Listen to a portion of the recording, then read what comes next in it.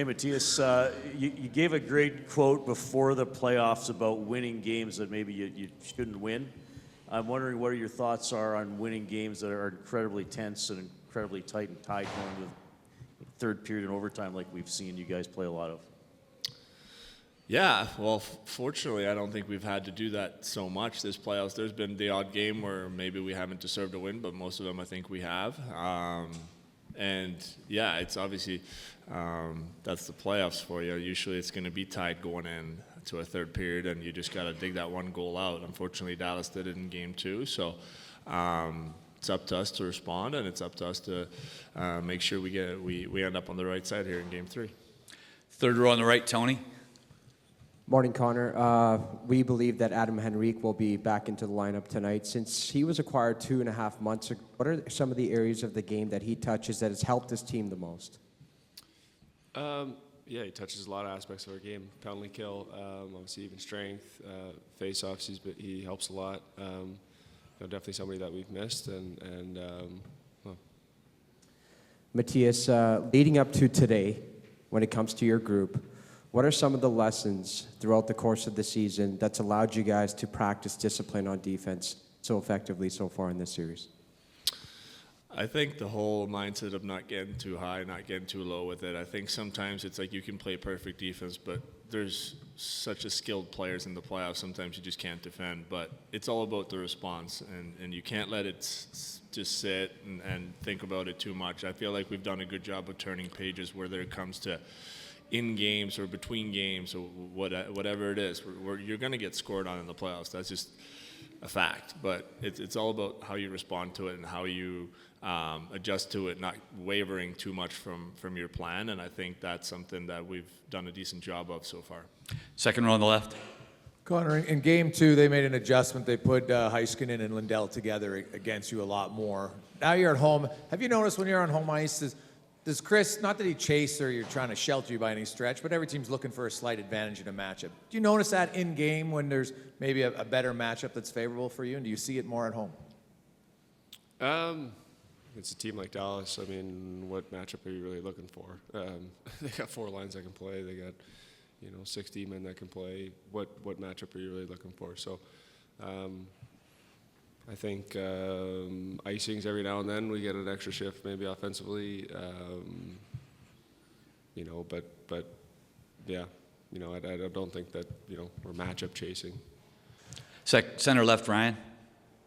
Connor, they did a good job in the last game of getting sticks in lanes and blocking shots and those sorts of things. What adjustments can you make in those sort of shooting moments to try and find that extra space to get it through?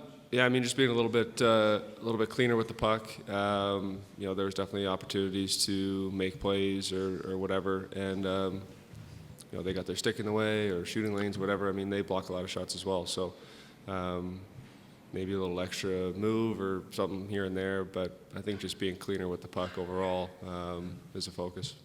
Center right, Josh. Mattias, I'm just wondering how the challenge that the Stars forwards present, the way they blow the zone sometimes, and how cognizant you guys have to be on the back end, and how that might affect, your ability to go forward at different times as a defenseman.